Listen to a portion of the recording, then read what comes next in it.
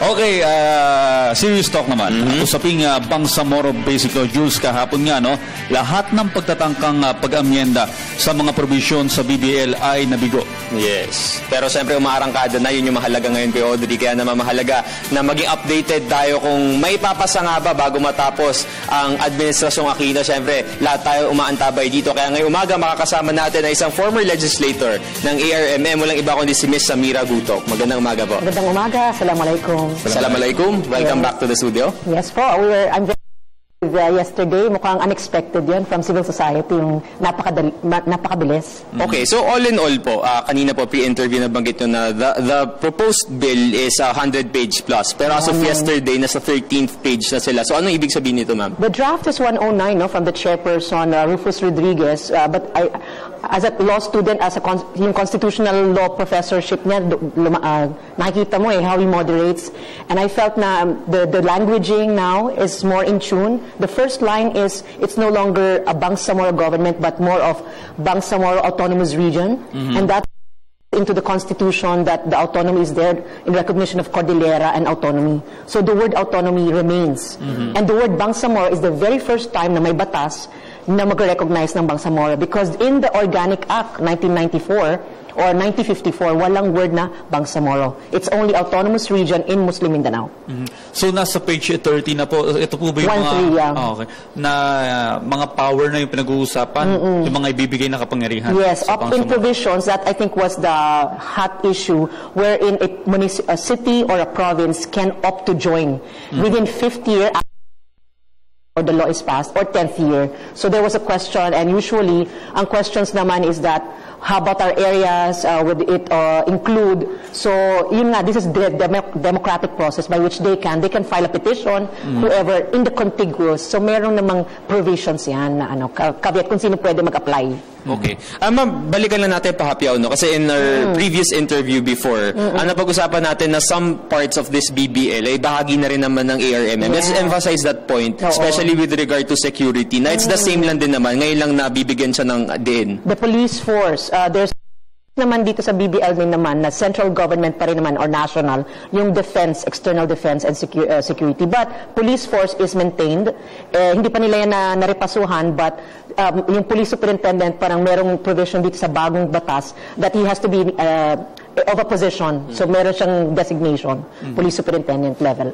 Pero ma'am, sa inyo po ba personally, sa nakikita nyo sa BBL, meron po bang provision doon na gusto nyong maamyandahan o maalis? Well, yung Sharia might have some discussions kasi nga hindi pa natin masyado yan na-exercise as a Philippine country, yung Sharia. There's an Islamic advisor. So baka manibago yung mga public, the legislators. But again, in the Organic Act, there's already the Sharia courts recognition. So baka doon sa portion na yun, baka manibago tayo. Okay, kanina po nabanggit yun na matindi rin po yung civil society support dito para syempre maipasa itong BBL. Pero from your group po, ano po ba yung pinaka-main reason kung bakit kailangan na talaga maipasa itong BBL? Yeah, so the Friends of Peace led by Cardinal Quevedo, actually we're so happy kasi nga we felt yung statements natin panawagan last week on legislators be peacemakers, not peace breakers or peace breakers. One complement, this would be, it's not a sub-state, it's an autonomy within, a strengthened autonomy. Kasi ngayon ang nasa Constitution provision for an autonomy, complementarity of every agency. Civil service will help the Civil Service National, the Auditing Office will help the Auditing National, so police force is under the NAPOLCOM. So these are things that complement, subsidiarity, devolution. These are keywords in the 30-year struggle on devolution advocacy, or the kung sa Kusog Mindanao, it's a network. They've always called for federal. Pero yun nga, this is the Bangsamoro experiment. We hope that this experiment will no longer fail. Satisfied naman po ba kayo sa bilis ng itinatakbo ng pagdinig maging sa Senado hanggang sa Kongreso?